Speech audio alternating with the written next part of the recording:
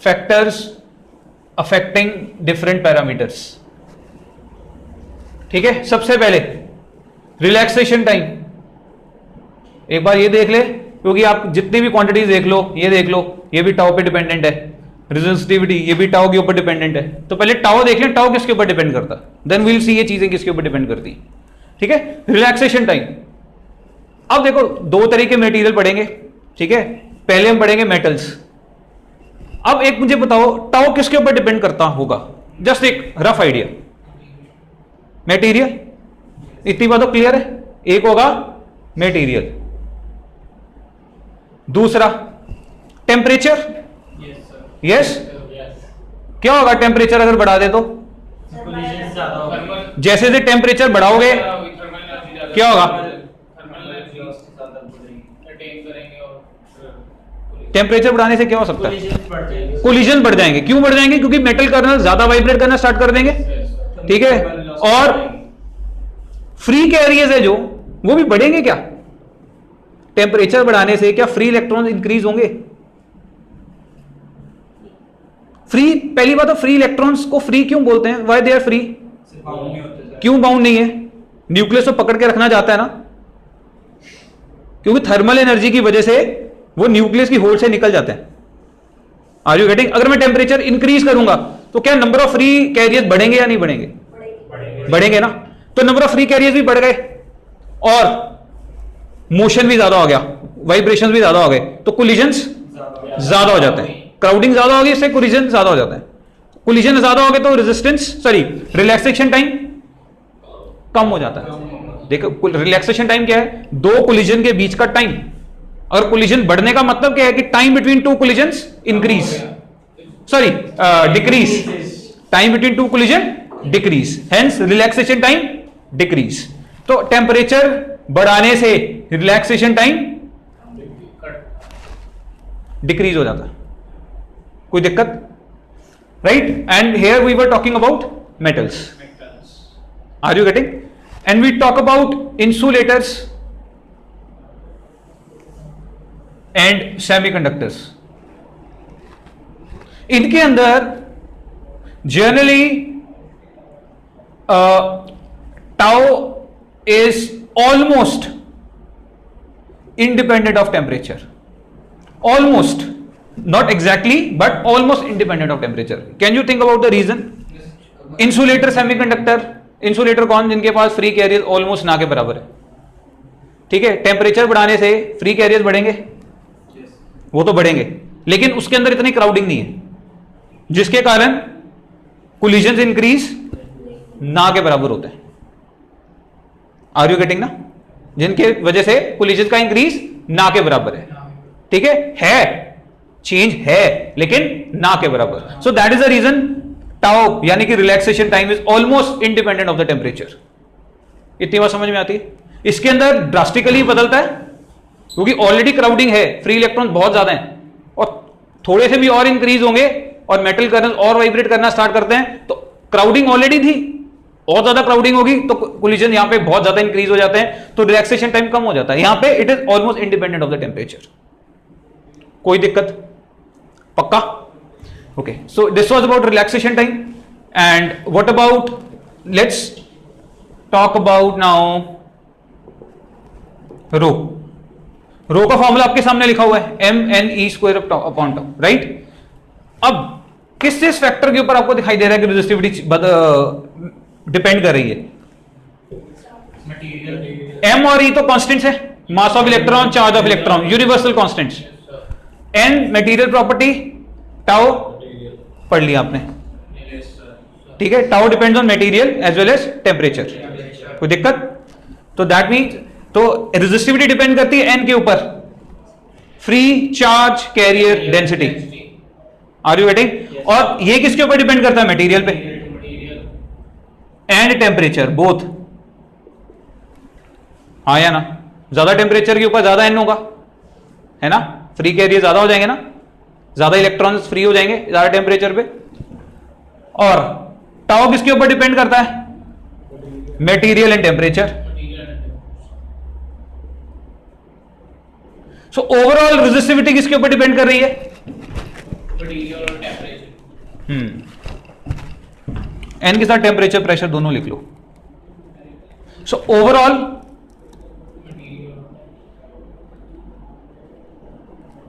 Row depends on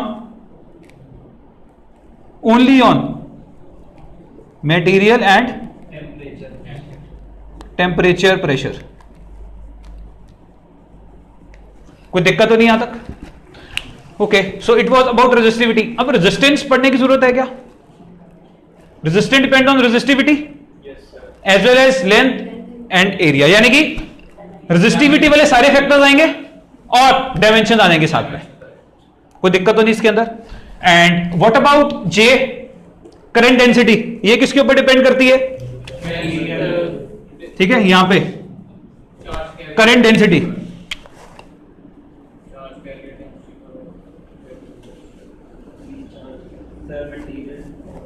J material temperature और अच्छा, अब देखो बेटर जे को ऐसे लिखते हैं, वीडी की फॉर्म में मत लिखना क्योंकि वीडी फर्दर चीजों के ऊपर डिपेंड करता है ना। वीडी किसके ऊपर डिपेंड करता है? इन चीजों के ऊपर ना। ये कांस्टेंट है, मास इलेक्ट्रॉन का कांस्टेंट है, तो V further depends on E as well as tau. ठीक है, so better write J in complete form. J को क्या लिख दें? N E. वीडी को क्या लिखोगे? E upon m tau. तो ये क्या आया? N e square e upon m tau. अब आपको दिखाई देगा वो किस किस फैक्टर के ऊपर डिपेंड कर रहा है, राइट? बेटर इजी करने के लिए अब एक चीज नोटिस करो, this is E upon rho. ये रो है, चेक करो क्या ये सही है? Yes sir. हाँ या ना? ठीक है, अब देखो किस किस फैक्टर के ऊपर डिपेंड करेगा जे? इलेक्ट्रिक फील्ड है ना, रेजिस्टिविटी और इलेक्ट्रिक एंड रेजिस्टिविटी। और रेजिस्टिविटी किसके ऊपर डिपेंड करती है? Material temperature. And pressure. ठीक है, ऐसे लिख देते हैं, it depend on resistivity which further depends on material and temperature pressure.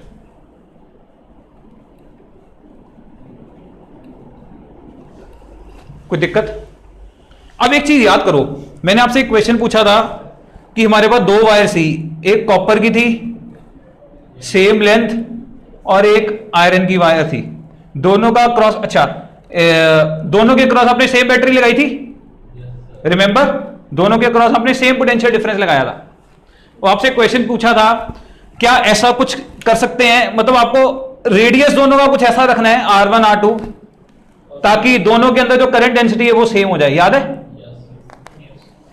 हाँ या ना? मतलब आपको ऑप्शन दी थी कि अब इनका रेजिस्टेंस, सॉरी ये रेडियस ऐसे रखो ताकि दोनों की करंट डेंसिटी सेम हो जाए। Is it possible? We said no, right? Why? यहां पे भी रीजन दिखाई देगा। करंट डेंसिटी डिपेंड किसके ऊपर करती है? इलेक्ट्रिक फील्ड पे और मटेरियल पे। Are you getting?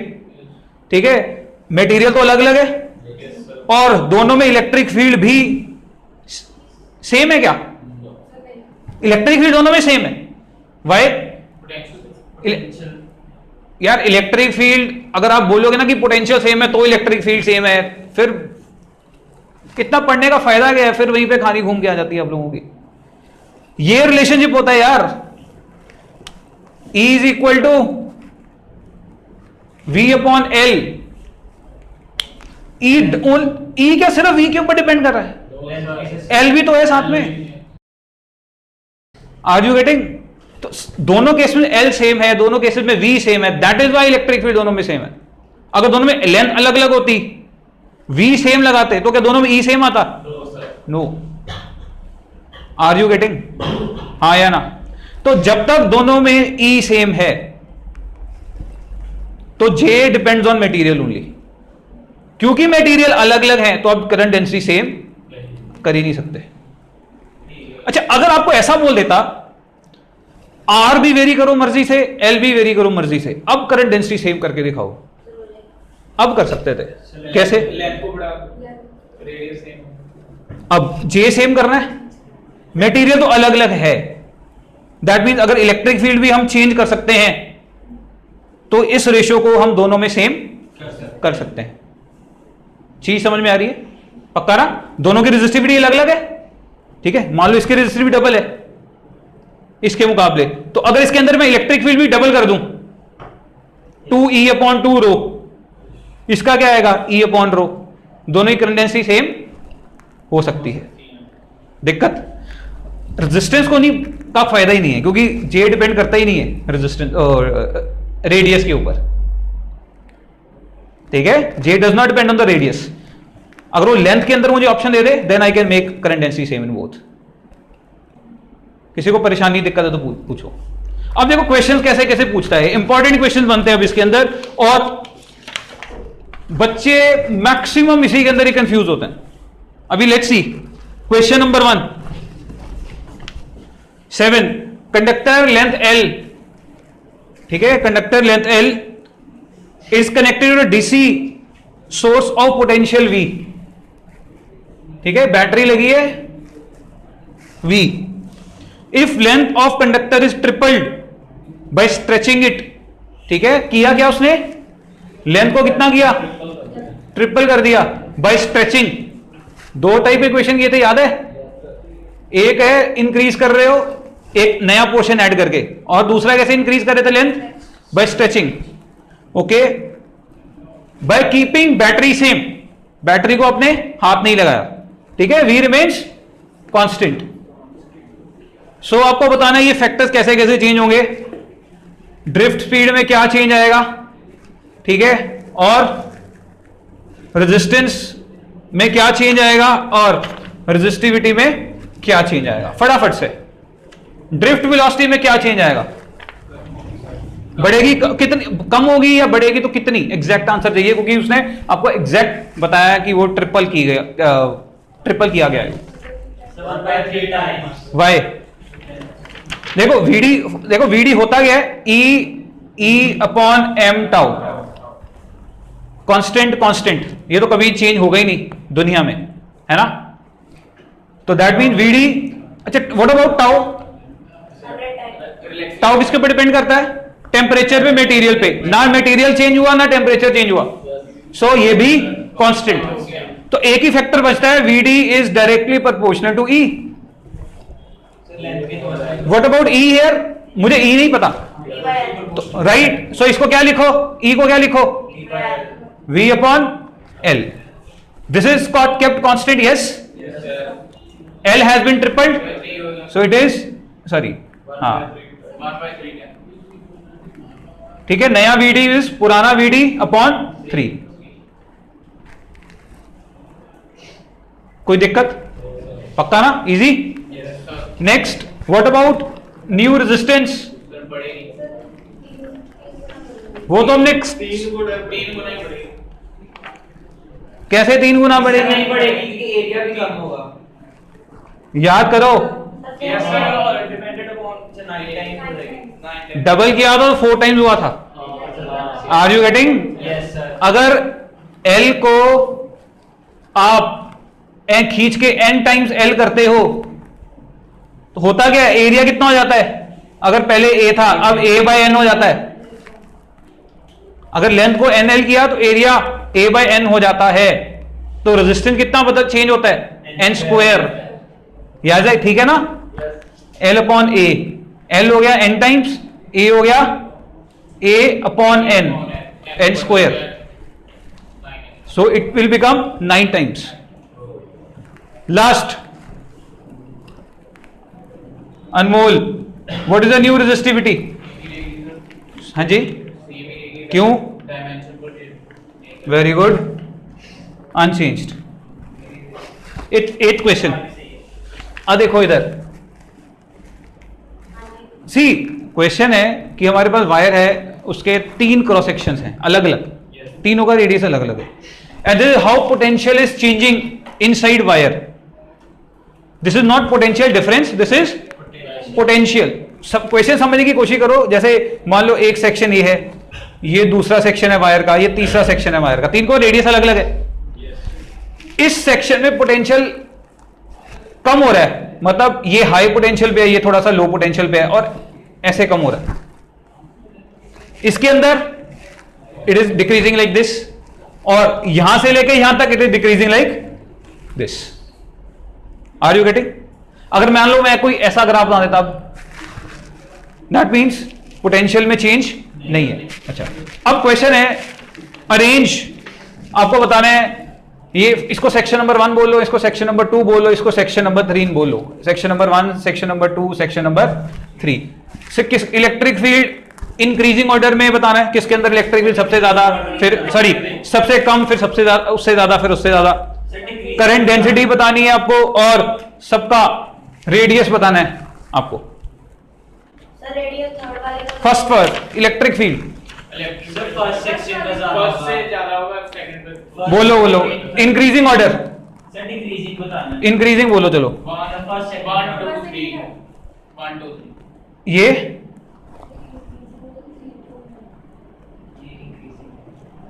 Is this answer? कैसे देख कैसे रहे हो? आपको तो इलेक्ट्रिक फील्ड नहीं बताया गया ना, आपको किसी और दो चीजों के बीच में ग्राफ बताया गया है। तो V और X के बीच में ग्राफ है, तो पहले E निकालो तो सही। E होता क्या है? Delta V upon delta R। सबका लेंथ सेम बोला उसने, ध्यान से पढ़ो। गिवन क्या है? तीनों सेक्शन का जो लेंथ है वो सेम है। लिखा है कि नहीं लिखा हुआ? अब मुझे बताओ, कह सकता हूं क्या E is what? Slope of VX graph. आपको उसी स्लोप और एरिया बताया गया था। तो जिसका स्लोप सबसे ज्यादा, उस रीजन में इलेक्ट्रिक फील्ड सबसे ज्यादा, हाँ या ना? सबसे ज्यादा स्लोप कहाँ है? कहाँ यार? स्लोप क्या होता है? ऊपर है। स्लोप क्या होती है? जो लाइन इस एक्सिस के ऊपर सबसे ज्यादा खड़ी है। नो सर, बट सर हम एंगल सर इस डायरेक्शन से देखते हैं सर, ये एंगल सर यहाँ से ज्यादा आएगा, हम उस डायरेक्शन से थोड़ा देखेंगे एंगल। स्लोप क्या होता है? स्लोप क्या होता है? tan theta. Yes sir. What is theta? Angle it makes is positive x axis in anti clockwise direction. ठीक है? अच्छा रुक जाओ, उस पे भी आ रहे हैं, लेकिन थर्ड की स्लोप से ज्यादा नहीं होगी? रुक जाओ रुक जाओ रुक जाओ। स्लोप कैसी देखी जाती है? जो लाइन एक्स एक्सिस के ऊपर सबसे ज्यादा खड़ी है उसकी स्लोप सबसे ज्यादा। मैथमेटिकली भी मैं बता दूंगा, कंफ्यूज मत होना। सबसे ज्यादा लाइन कौन सी खड़ी है एक्स के ऊपर? सेकंड। तो स्लोप सबसे ज्यादा 2 की, तो इलेक्ट्रिक फील्ड सबसे ज्यादा किसके अंदर? सेक्शन 2 के अंदर। फिर 1 की, ये सबसे ज्यादा, फिर 1, फिर जाके 3। ठीक है, tan थीटा की इंफिनिटी से तो ज्यादा। हाँ इधर सुनो, कंफ्यूज नहीं होना। एंगल बढ़ेगा मतलब ये नहीं है कि tan स्लोप ज्यादा हो गई। Yes yes. tan की वैल्यू 90 तक बढ़ती है, फिर 90 के बाद फिर कम होनी स्टार्ट हो जाती है। Yes sir. ठीक है? अगर मैं दो लाइंस ड्रॉ करूं, एक लाइन ये है, ये मान लो 30 डिग्री है, एक लाइन ये बना रहा हूं, ये मान लो 150 डिग्री है।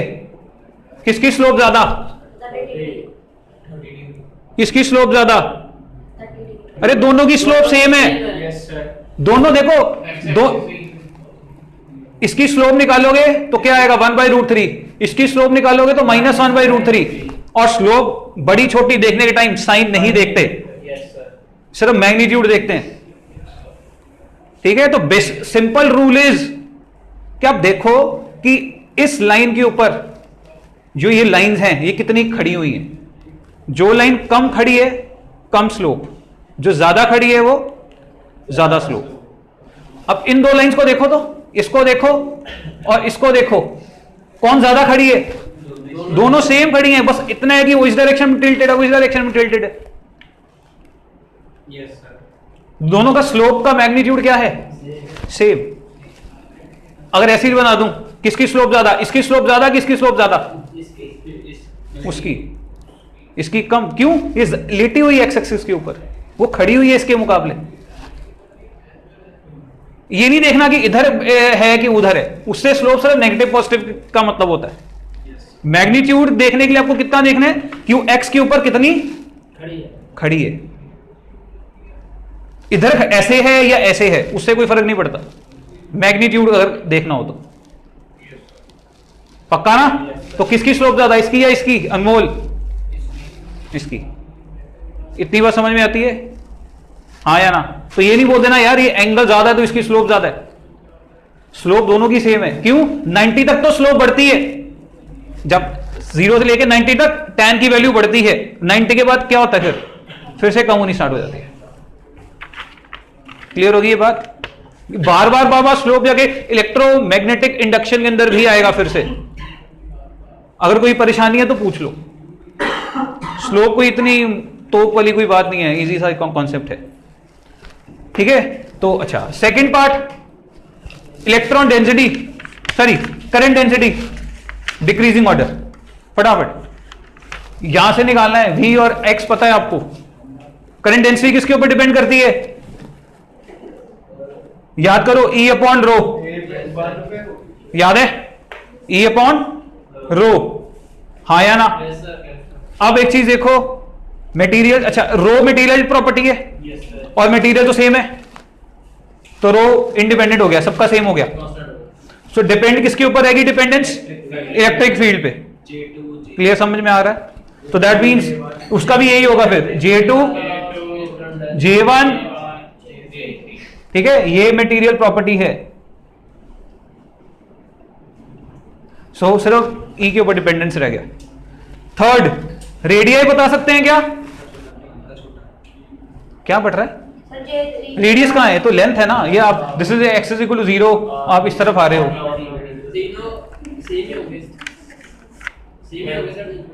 सेम होगा रेडियस। देखो current density is current per unit area, हाँ या ना? पक्का? अच्छा, सेम कंडक्टर है, स्टेडी करंट की बात ही कर रहे हैं, यानी कि करंट पूरे वायर में सेम है।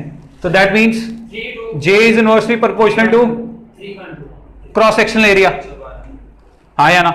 और क्रॉस सेक्शनल एरिया की जगह ऐसे लिख दूंगा R², पाई R² होता है ना। तो दैट मींस जहां पे करंट डेंसिटी ज्यादा वहां पे रेडियस कम। क्या बनेगा फिर? 3 1 2। एक चीज देखना जरा, मान लो मुझे ये स्लोप वाले मेथड से नहीं करना था, ठीक है, बल्कि ये स्लोप वाला सबसे कन्वीनियंट है, लेकिन still let's try to do without slope. ठीक है, ओके। मुझे बिना स्लोप के ये देखना है किस सेक्शन में 1 2 3 में इलेक्ट्रिक फील्ड सबसे ज्यादा है, फिर कम, फिर कम।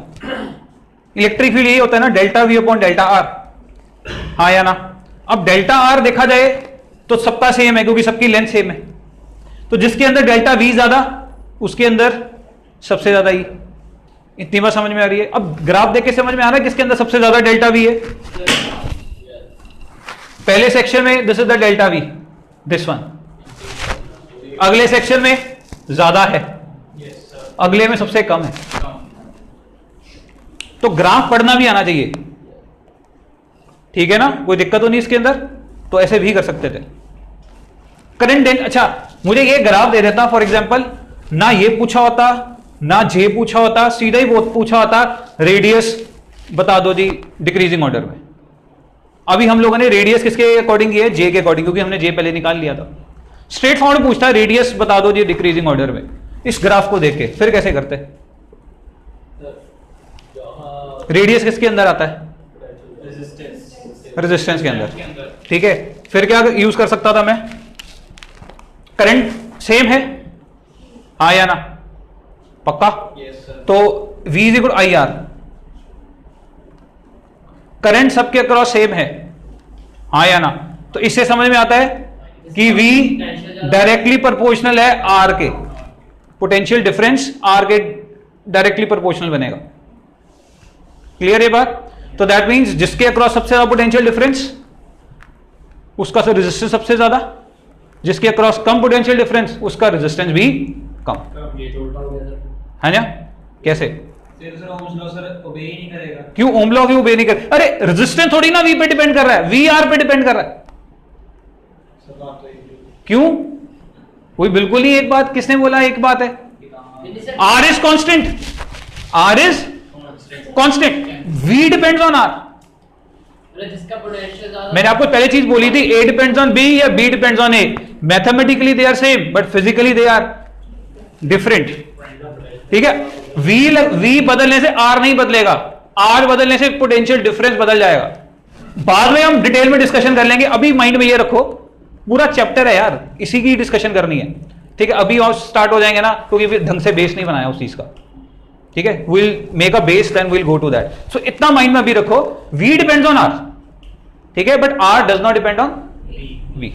अच्छा, तो जिसके अक्रॉस पोटेंशियल डिफरेंस ज्यादा, मतलब इसका रेजिस्टेंस सबसे ज्यादा, इसका उससे कम और इसका सबसे कम। और यही ऑर्डर लिखा आपने, गलत लिखा गया, नहीं सही है, रेजिस्टेंस उल्टा हो गया। हाँ रेजिस्टेंस हाँ हाँ, करना है और cross sectional area is inversely proportional. हाँ ठीक है।